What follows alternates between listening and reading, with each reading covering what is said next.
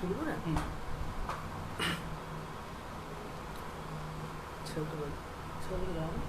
Start कर।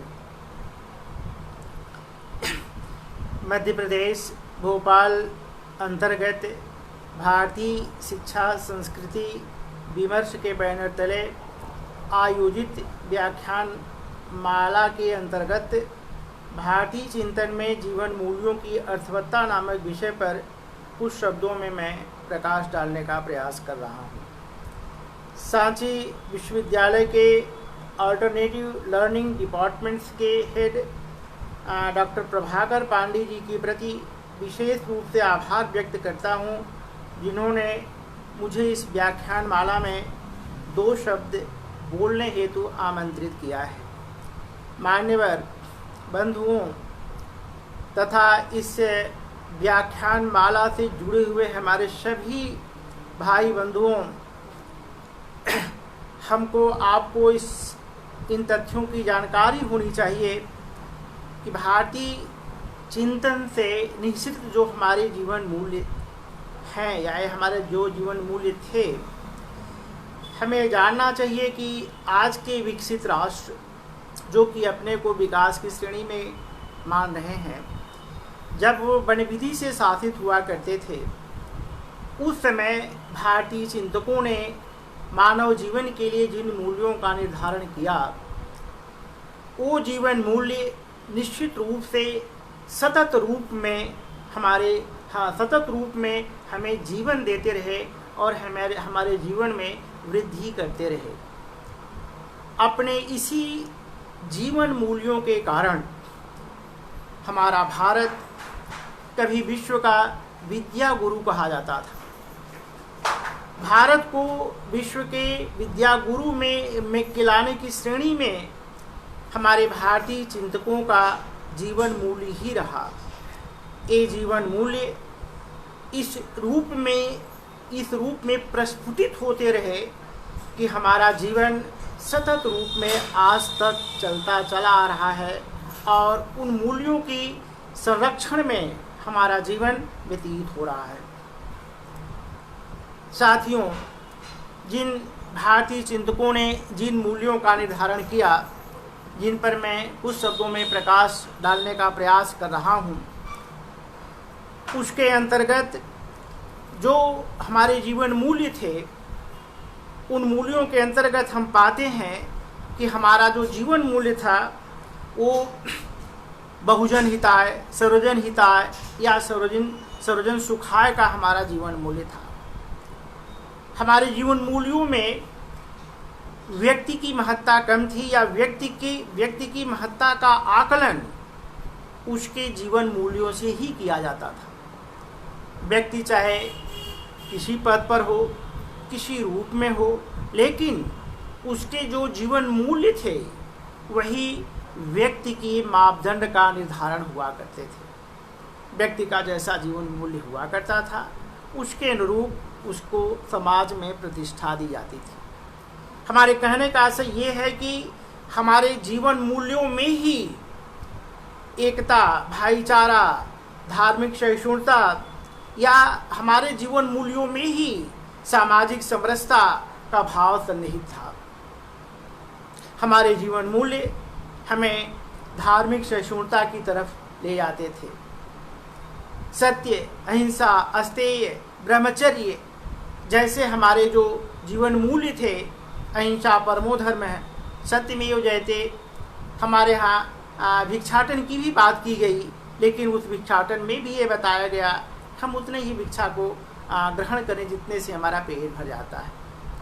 तो हमारे जो जीवन मूल्य थे, वो जीवन मूल्य एक प्रकार से कहिए कि ये भारतीय सभ्यता और संस्कृति के ये वो धरोहर, ये वो निधि मूल्य हैं, जिन मूल्यों के कारण ही भारत कभी विश्व का विद्या गुरु कहा गया। इन मूल्यों के अंतर्गत हम यदि चर्चा करें तो ये जो हमारे 4 पुरुषार्थ हैं, धर्म, अर्थ, काम और मोक्ष, मानव जीवन की जो चार जीवन के मूल्य बताए गए, निर्धारित किए गए, धर्म, अर्थ, काम और मोक्ष, इसमें अर्थ और काम इस सांसारिक जीवन से, और धर्म और मोक्ष ये हमारे पारलौकिक जीवन से संबंधित है। मानव जीवन सांसारिकता का भी जीवन है और ये पारलौकिकता का भी जीवन है। हमारे चिंतकों ने निर्धारित किया कि जो हमारा ये सांसारिक जीवन है, इसमें हम जो भी कर्म करते हैं वो किसी समाज में करते हैं, किसी देश काल और परिस्थिति में करते हैं। परिणाम ये होता है कि उन कर्मों का समाज में क्या कहते हैं, इस सृष्टि में रहने वाले जितने भी जीव जंतु हैं, प्रकृति है, पर्यावरण है, सब पर उन कर्मों का प्रभाव पड़ता है। अतः हमारे जीवन मूल्य इस रूप में निर्धारित किए गए जिससे कि संपूर्ण पर्यावरण का, संपूर्ण प्रकृति का संरक्षण हो सके। हमारे जीवन मूल्यों में कभी व्यक्तिगत मूल्यों की रक्षा की कोई बात की ही नहीं गई। संपूर्ण पर्यावरण, संपूर्ण प्रकृति की संरक्षण की बात हमारे जीवन मूल्यों में सन्निहित थी। जब हम आत्मस्वर भूतेषु की बात करते हैं, जब हम वसुधैव कुटुंबकम की बात करते हैं, धार्मिक सहिष्णुता की बात करते हैं, तो इन जीवन मूल्यों से ये प्रतीत होता है कि हमारे जीवन मूल्य हमारे किसी व्यक्ति विशेष तक सीमित नहीं थे। ये पूरी वसुधा का, पूरे विश्व के कल्याण के लिए हमारे जीवन मूल्य बनाए गए थे। विभिन्न प्रकार के धर्मों में जो आपसी सामंजस्य है, एक प्रकार का सहिष्णुता का भाव है, समरसता का भाव है, ये हमारे जीवन मूल्यों में ही सन्निहित है। तो भारतीय जो धर्म, अर्थ, काम और मोक्ष जो 4 पुरुषार्थ बनाए गए, इसमें अर्थ और काम, जैसा कि मैंने बताया कि ये सांसारिक जीवन से, और धर्म और मोक्ष हमारा क्या कहते हैं, पारलौकिक जीवन से संबंधित रहा। कहने का मेरा अभिप्राय ये है कि हमारे जीवन मूल्य हमारी सांसारिकता और हमारी पारलौकिकता दोनों का निर्धारण कर रहे हैं, दोनों का निर्धारण करते हैं। मोक्ष को साध्य माना गया, धर्म को उसका साधन बताया गया। अगर हम साधन मूल्य और साध्य मूल्यों की चर्चा करें तो हमारे भारतीय चिंतकों ने, नीतिज्ञों ने जो ये मूल्य का निर्धारण किया, उसके अंतर्गत ये बताया गया कि हमारा साधन पूरी तरह से पवित्र होना चाहिए। अर्थात भारतीय चिंतकों ने साधन की पवित्रता पर जोर दिया कि साध्य कुछ भी हो, लेकिन हमारा जो साधन है ये पवित्र होना चाहिए, क्योंकि साधन ही हमारे अधिकार में है, साधन हमारे बस में है। साध्या जो फल की प्राप्ति होगी या न होगी, ये हमारे अधिकार क्षेत्र में नहीं है। तो साधन मूल्य पर हमारे नीतिज्ञों ने बल दिया, हमारे भारतीय चिंतकों ने साधन मूल पर बल दिया, साध्य मूल पर बल नहीं दिया। हमें जानना चाहिए, अगर हमारा साध्य एक है तो भी उसकी प्राप्ति के लिए, जैसे आप उदाहरण के तौर पर संत रैदास और डाकू मान सिंह की चर्चा कर सकते हैं। दोनों का उद्देश्य एक है, गरीबों की सेवा करना। लेकिन संत रैदास क्या करते थे, अमीरों के घर से कपड़े मांग करके, उनके छूटे हुए जूते ले जा करके उसकी मरम्मत करते थे, रिपेयर करके गरीबों को में बांटते थे, गरीबों की सेवा करते थे। मान सिंह अमीरों से लूट करके ले जाके गरीबों में बांट देता था। तो साधन की पवित्रता पर जोर दिया गया है। एक को हम संत की श्रेणी में रखते हैं और एक को हम डाकू की श्रेणी में रखते हैं। क्यों? क्योंकि एक का साधन पवित्र है और एक का साधन पवित्र नहीं है। तो हमारे नीतिज्ञों ने जीवन मूल्यों के निर्धारण में हमें साधन की पवित्रता पर भी बल देने की बात बताई और कहा कि जैसा बीज होगा वैसा ही वृक्ष होगा। अतः हमें निश्चित रूप से साधन की पवित्रता पर, साधन मूल्य पर ध्यान देना चाहिए। साधन मूल्य इसलिए भी कि ये हमारे अधिकार में है। हम कहने का अभिप्राय हमारे ये है कि हमें बुरे साधनों का प्रयोग करके अगर साध्य हमारा अच्छा भी है तो भी हमें उसकी प्राप्ति नहीं करनी चाहिए। हमारे जीवन मूल्यों में कभी भी हमें गलत साधन का व्यवहार करने पर बल नहीं दिया गया, अपितु साधनों की पवित्रता पर ही बल देने को कहा गया। सांसारिक जीवन के लिए धृति, क्षमा, दमो, स्तेयम, शौच, इंद्रिय निग्रह, धीर विद्या, सत्यमय क्रोधो, दशकम धर्म लक्षण। ये जो धर्म के 10 लक्षण बताए गए, ये वो हमारे मूल्य हैं जिन मूल्यों पर यदि हम चलते हैं या हमारा जीवन चलता है तो निश्चित रूप से हमको सांसारिक और पारलौकिक दोनों प्रकार के दुखों से निवृत्ति मिल सकती है।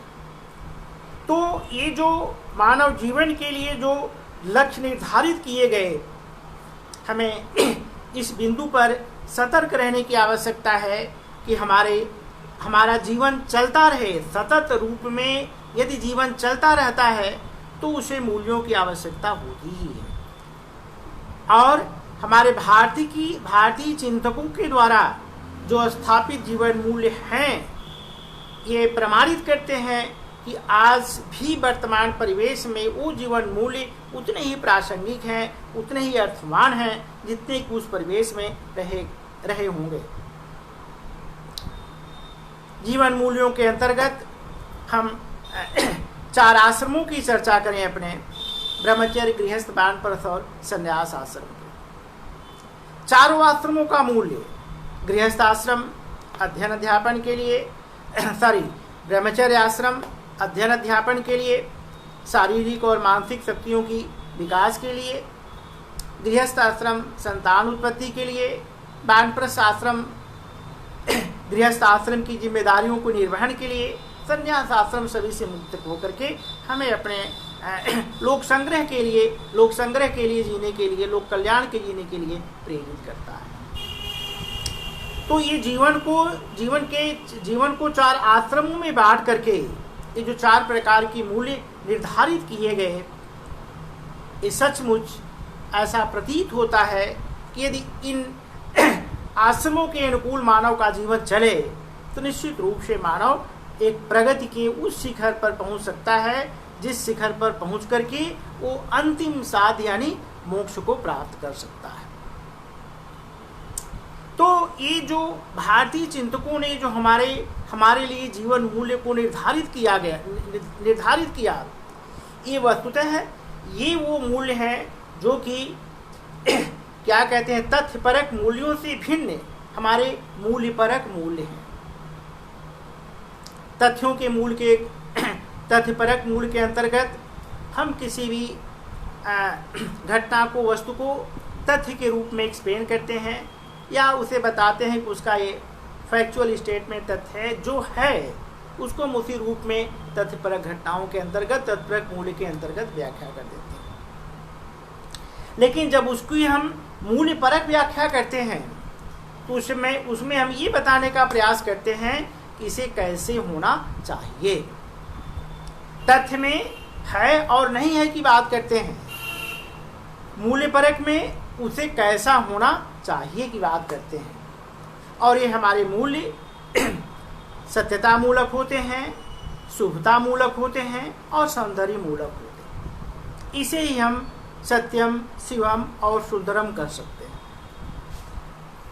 तो हमारे जीवन के जो मूल्य हैं सत्यम, शिवम और सुंदरम के रूप में, ये जीवन मूल्य निश्चित रूप से निःश्रेयसता की प्राप्ति दिलाते हैं। मानव को उस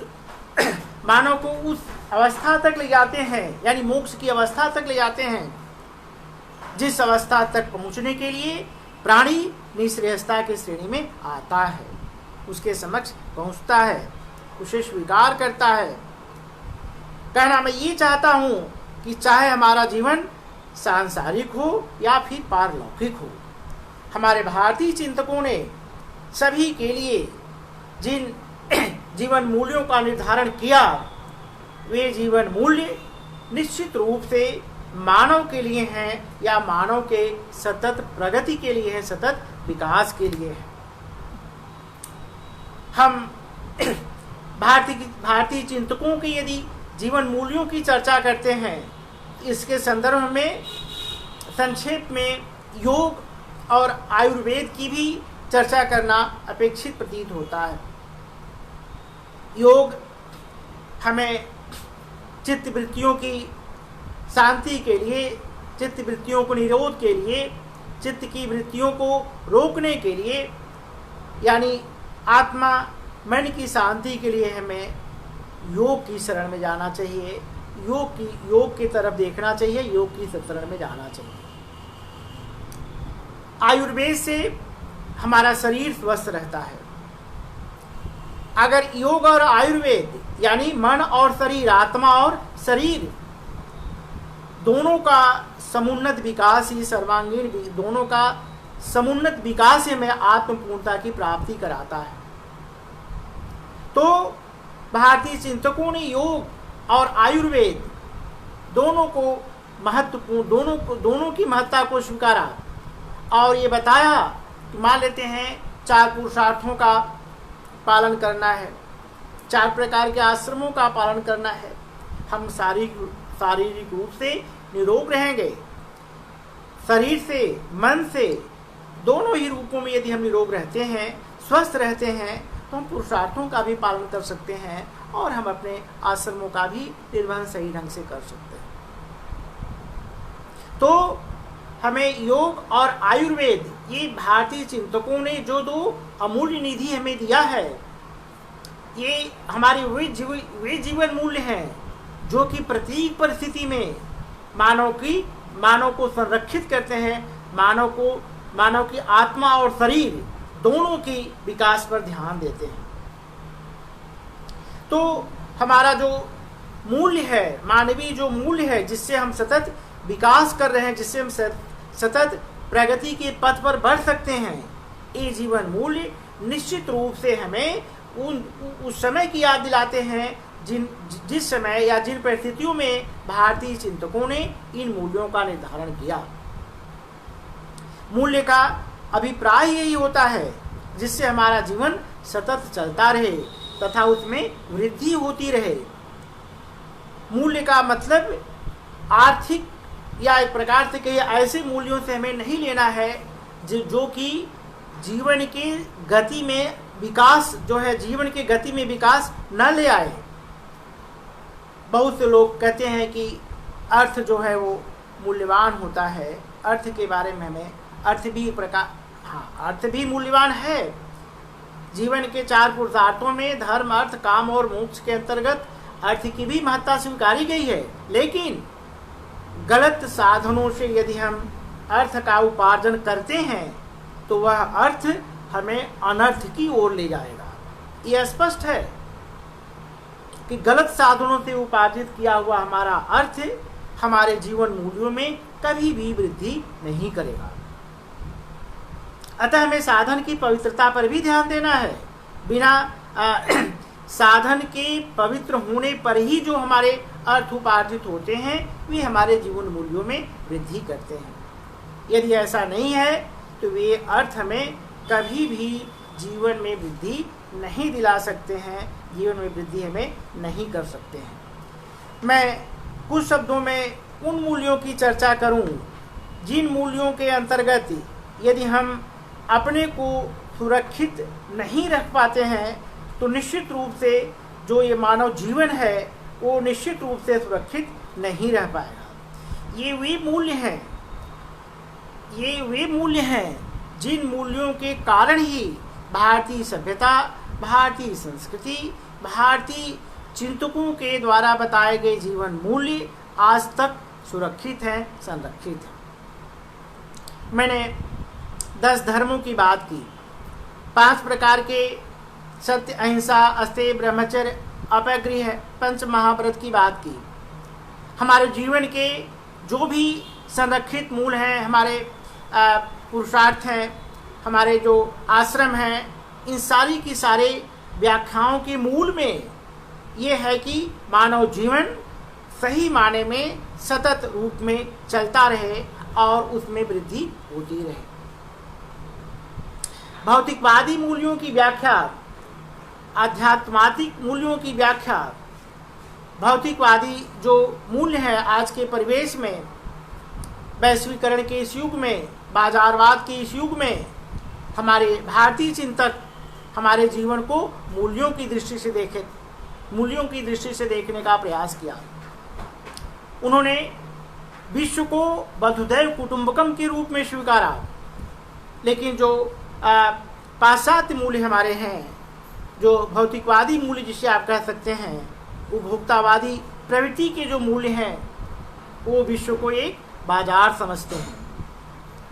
लेकिन हमारे भारतीय चिंतकों ने विश्व को बाजार के रूप में स्वीकार नहीं कर करके पूरे विश्व के यानी सृष्टि के कण कण में ईश्वर के अंश को स्वीकार किया और उसकी वृद्धि के लिए, उसकी संरक्षण के लिए मूल्यों का निर्धारण किया। मेरे विचार से आज प्रासंगिक है उन जीवन मूल्यों को संरक्षित करने के लिए, उन जीवन मूल्यों पर चलने के लिए, अन्यथा न हम बच पाएंगे न हमारा जीवन मूल्य ही बच पाएगा। मानव जीवन तभी तक सुरक्षित रह पाता है जब तक उसके मूल्य सुरक्षित है। जीवन को अगर बचाना है तो मूल्यों को हमें बचाना ही पड़ेगा, और यदि हमारे मूल्य सुरक्षित नहीं रहेंगे तो निश्चित रूप से हमारा जीवन सुरक्षित नहीं रहेगा। अतः मैं जो क्या कहते हैं जीवन मूल्यों के अंतर्गत यदि मैं कुछ ढूंढने का प्रयास करूं तो मैं ये पाता हूं कि हमारे जीवन मूल्यों में ही मानव कल्याण, हमारे जीवन मूल्यों में ही आत्मस्वरभूतेषु का भाव, या हमारे जीवन मूल्यों में ही वे संस्कृति, वे तत्व सन्निहित हैं जो कि संपूर्ण वसुधा पर के जीव जंतुओं का, प्रकृति का, पर्यावरण का कल्याण कर सकते हैं। आगे चल करके हम पाते हैं कि ये जो हमारे जीवन मूल्य हैं, हमें इस बात पर थोड़ा सा इस रूप में ध्यान देना चाहिए कि इसके लिए हमें विभिन्न जो हमारी सभ्यताएं रही हैं, संस्कृतियां रही हैं, इन सब में हम अग्रणी थे अपने जीवन मूल्यों के कारण ही। और आज भी आवश्यकता है कि हम विश्व में अपने को विद्या गुरु के रूप में प्रतिष्ठित करें, अपने जीवन मूल्यों को हम आगे बढ़ाएं। योग की बात मैंने की आपके सामने, आयुर्वेद की बात मैंने आपके सामने की। योग आत्मा को शुद्ध कर रहा है, आयुर्वेद शरीर को। दोनों की शुद्धता ही हमें आत्मपूर्णता की प्राप्ति करा सकती है, हमारे जीवन का सर्वांगीण विकास कर सकती है। अतः भौतिकवादी मूल्यों को छोड़ते हुए हमें उन मूल्यों की शरण में जाना है जो मूल्य हमारे जीवन को संरक्षित करते हैं, हमारे जीवन को आगे बढ़ाते हैं। आज बहुधा विद्यार्थियों के अंतर्गत बड़े ही खेद के साथ कहना पड़ता है कि इन मूल्यों को समझने में हमारे जो आज के छात्र हैं वो थोड़ी बहुत भूल कर बैठते हैं, या इन मूल्यों को उस रूप में नहीं ले रहे हैं कि हमारे जीवन मूल्य क्या है। मैं एक छोटी सी घटना बताऊं। एक बार ऐसे ही मैं ट्रेन में सफ़र कर रहा था, हमारे साथ बहुत से पीजी के छात्र डिफरेंट विषय के ट्रेन में सफ़र कर रहे थे, और वो लोग कोई न कोई राजनीति के चैप्टर को लेकर के आपस में डिस्कशन शुरू कर देता था ट्रेन में। एक बार मैंने ऐसे ही कहा कि आप लोग मूल्यों के बारे में, जीवन मूल्यों के बारे में कुछ प्रकाश डालिए। तो एक लड़के ने प्रकाश जो डाला उसको सुन करके आश्चर्य होगा आपको। उसने कहा सर मूल्यों की जहाँ तक बात है, वहाँ पर वो इतिहास का छात्र था, बोला इतिहास के छात्रों को तो कम मूल्य में ही नोट्स मिल जाते हैं, बाकी विषय के छात्रों को अधिक मूल्य देना पड़ता है नोट्स लेने के लिए, ख़ास तौर से इंग्लिश के, मैथमेटिक्स के या साइंस के अन्य विषयों के। तो छात्रों की मानसिकता मूल्य को लेकर के एक ऐसे अर्थ की तरफ केंद्रित है जो अर्थ उसे क्लासरूम में या अपने विषय का नोट्स दिलाते हैं। मैंने उन्हें बताया कि मूल्य जीवन मूल्य है जो कि आपको जीवन को आगे बढ़ाते हैं, जीवन को में वृद्धि करते हैं। सतत आप जीवन अगर है सतत चलता रहेगा तो सतत रूप में उसको मूल्यों की भी आवश्यकता होगी, सतत रूप में उसे मूल्य भी चाहिए। तो भारतीय चिंतकों ने जीवन को जीवन मूल्य के ही रूप में देखा। उन्होंने उन मूल्यों को जीवन में ही सन्निहित करके देखा। हम भारतीय चिंतन के अंतर्गत जैन दर्शन को ले लें या बौद्ध दर्शन को ले लें, बौद्ध चिंतकों ने 4 आर्य सत्यों की व्याख्या की। ये 4 आर्य सत्य दुख है, दुख का कारण है, दुख निरोध यानी निर्माण है, और दुख निरोध गामी प्रतिपद यानी अष्टांगिक मार्ग की व्याख्या किया निर्माण की प्राप्ति के लिए। तो ये 4 आर्य सत्य की व्याख्या किया भगवान बुद्ध ने। ये 4 आर्य सत्य क्या हैं? संपूर्ण जीवन का मूल्य, संपूर्ण जीवन का जो कहिए एग्जिस्टेंस है, अस्तित्व है, मूल्य है, उस सब इन 4 आर्य सत्यों में निहित है। इन 4 आर्य सत्यों की व्याख्या भगवान बुद्ध ने किया। दुख है सर्वदुखम, तो द्वितीय आर्य सत्य में दुख समुदय, दुख के कारणों की व्याख्या करते हैं। दुख के 12 कारण बताए भगवान बुद्ध। तृतीय आर्य सत्य में दुख निरोध यानी निर्वाण की व्याख्या की कि अगर हमारे दुख दूर होते हैं तो हमें निर्वाण की प्राप्ति होगी। निब्बानम परमम सुखम परमम शांतम, ये परम सुख और शांति की अवस्था है। ये निषेधात्मक नहीं है अपितु भावात्मक है। और फिर चतुर्थ आर्य सत्य में भगवान बुद्ध ने दुख निरोध यानी दुख को दूर करने के लिए अष्टांगिक मार्ग, सम्यक दृष्टि, सम्यक संकल्प यानी 8 मार्गों की व्याख्या किया, जिन मार्गों पर चल करके मानव निर्वाण की प्राप्ति कर सकता है, अपने दुख को दूर कर सकता है। ये 4 आर्य सत्य मानव जीवन के लिए जो 4 आर्य सत्यों की व्याख्या भगवान बुद्ध ने किया, ये 4 आर्य सत्य हमारे जीवन के वो मूल्य हैं जिन मूल्यों को स्वीकार करके मानव जीवन अपने अस्तित्व, मानव जीवन या मानव जीवन को सतत रूप में अस्तित्ववान रख सकता है।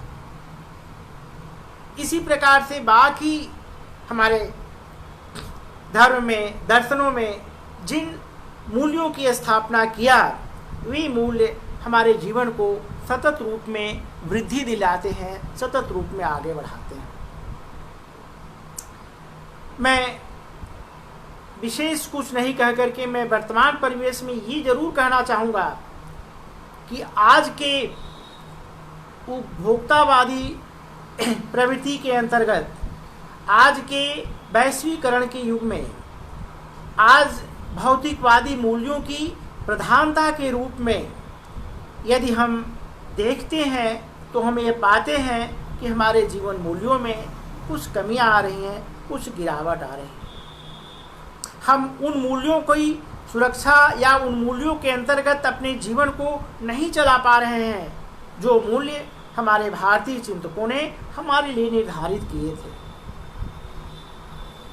तो ये मेरे विचार से ये समस्या नहीं अपितु चिंता का विषय है। कोई सरकार हो, कोई आचार्य हो, कोई धर्म हो, कोई पंथ हो, कोई संप्रदाय हो, या फिर आज के संदर्भ में आप ये भी कह सकते हैं कोई पहुंचा हुआ शख्स ही क्यों ना हो, लेकिन यदि वह अपने भारतीय चिंतकों के द्वारा बताए गए यदि अपने मूल्यों को सुरक्षित नहीं कर पाता है, बचा नहीं पाता है, तो जीवन को नहीं बचा पाएगा। क्योंकि मूल्य रहेंगे तभी आपका जीवन सुरक्षित रहेगा। तो मूल्यों की सुरक्षा का हमें संकल्प लेना चाहिए। हमें अपने मूल्य को सुरक्षित रखने के लिए, आगे बढ़ाने के लिए, जीवन मूल्यों की रक्षा के लिए हमें संकल्प लेना होगा, ताकि हम अपने जीवन मूल्य को बचाए रखें। देखिए, एक बात ये भी ध्यान रखना है कि हमारी व्यवहारिक समस्याएं आएंगी और जाएंगी, लेकिन जो जीवन मूल्य हैं वो अस्थायी हैं और सतत वृद्धि दिलाते हैं। व्यवहारिक समस्याएं, जैसे वर्तमान में हम कोरोना वायरस से पीड़ित हैं, पूरा विश्व इससे त्रस्त है। ये समस्या आई है और चली जाएगी, लेकिन जो हमारे जीवन मूल्य हैं, आज हम देखते हैं इस कोरोना वायरस के क्रम में, इस वायरस से जो पूरा विश्व हमारा संक्रमित है, इसमें हम देखते हैं कि पूरा विश्व भारतीय सभ्यता, भारतीय संस्कृति की तरफ देख रहा है। भारतीय चिंतकों के द्वारा बताए गए जीवन मूल्यों की तरफ देख रहा है। यदि हमें जीवन बचाना है, हमें निश्चित रूप से उन मूल्यों की शरण में जाना होगा, जिन मूल्यों की व्याख्या हमारे भारतीय चिंतकों ने किया है। मान्यवर बंधुओं, मैं ये आप लोगों से आग्रह पूर्वक कहना चाहूँगा कि हमारी समस्याएं, व्यवहारिक समस्याएं आती हैं, आएंगी, और चूंकि आती है तो उन्हें जाना ही है। लेकिन यदि हमें इस वसुधा को बचाना है, इस धरती पर के संपूर्ण जीव जंतुओं को बचाना है, या जीवन बचाना है संक्षेप में, तो हमें जीवन मूल्यों की रक्षा करनी ही पड़ेगी। अतः आज हम ये संकल्प लें कि हम उन जीवन मूल्यों की रक्षा के लिए संकल्प लेते हैं जो जीवन मूल्य मानव जीवन को सतत प्रवाह देता है, सतत वृद्धि करता है, और उसके मूल्यों की संरक्षण के साथ साथ वसुधा पर के इस प्रकृति के कण कण को आगे बढ़ाता है और कण कण को सुरक्षित रखता है। उपभोक्तावादी प्रवृत्ति, भौतिकवादी मूल्य स्थिर भी नहीं रहते, ध्यान रखना चाहिए। उनकी स्थिरता के संदर्भ में आप इतना जरूर कह सकते हैं कि वे सत्य हों कि नहीं हो, वो स्थिर हों कि नहीं हो, लेकिन जितने समय के लिए वो हैं, जितने क्षणों के लिए हैं, उतने समय के लिए भी हम उनके अस्तित्व से यदि अलग रहते हैं तो अपने जीवन मूल्यों को हम बचा सकते हैं।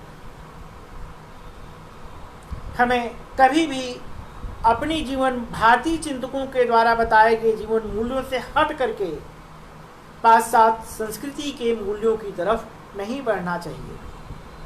पाश्चात्य संस्कृति, मैंने जैसा आपको बताया, वो विश्व को तो एक बाजार समझता है। वो ये समझता है कि हमारे जो वैल्यू हैं, हमारे जो मूल्य हैं, वो विश्व के पटल पर बिके, उनकी बिक्री हो, ताकि हम अपनी पहचान विश्व के बाजार में बना सकें। लेकिन भारतीय चिंतकों ने कभी ऐसे मूल्यों की तरफ ध्यान नहीं दिया। उनके मूल्य सर्वदा सर्वजन हिताय, बहुजन हिताय, बहुजन सुखाय के थे। उनके मूल्य ऐसे थे जिनमें त्याग था। उनके मूल्यों में त्याग था। कभी भोग की प्रवृत्ति, भोग परक मूल्य उनका था ही नहीं। भारतीय चिंतकों का जीवन मूल्य तो हमेशा त्याग परक था। एकता, सहिष्णुता, भाईचारा, सर्वधर्म समभाव जैसे जीवन मूल्यों को अपना करके भारतीय चिंतकों ने जो उदाहरण प्रस्तुत किया, जिसके कारण वो विश्व के विद्या गुरु के रूप में प्रतिष्ठित थे, हमें आवश्यकता है कि आज उन जीवन मूल्यों को हम पुनर्स्थापित करके आगे बढ़ें और विश्व के विद्या गुरु के रूप में अपने को प्रतिष्ठित करें। और ज़्यादा कुछ नहीं कह करके मैं इतना अवश्य कहूँगा कि भारतीय चिंतकों के द्वारा बताए गए जीवन मूल्यों पर चलने के लिए, उनको सुरक्षित रखने के लिए, ताकि जीवन चलता रहे। मैंने बताया कि व्यवहारिक समस्याएं आएंगी जाएंगी, लेकिन यदि जीवन है तो मूल्य तो सतत मुझे खोजना ही पड़ेगा। अतः जीवन मूल्यों की रक्षा का हम संकल्प लें, ताकि इस वसुधा पर के जितने भी जीव जंतु हैं सभी मूल्यवान हैं और सबका जीवन सुरक्षित रहे, सबके जीवन में वृद्धि होता रहे। हमारे मनीषियों के द्वारा बताए गए जो ये मूल्य हैं, हमने जिन मूल्यों की चर्चा की, पुरुषार्थ के रूप में, आश्रमों के रूप में, 10 धर्मों के रूप में, और अयं निजः परो वेति गणानाम लोक चेष्टाम उदार चैतानाम तु वसुधैव कुटुंबकम, धार्मिक सहिष्णुता की, ये सब जो मूल्य हैं ये तो हमारे जीवन के मूल्यों में सन्निहित है। सर्वजन हिताय का जो हमारा मूल्य है, बहुजन हिताय बहुजन सुखाय का जो हमारा मूल्य है, भगवान बुद्ध ने जिन मूल्यों की व्याख्या की, ये सभी अक्षुण है और जीवन को सतत वृद्धि देने के लिए पर्याप्त है। अतः मैं इस व्याख्यान माला के अंतर्गत ये आप लोगों से निवेदन करना चाहूँगा कि हम अपने जीवन मूल्यों की सुरक्षा का संकल्प लें। धन्यवाद।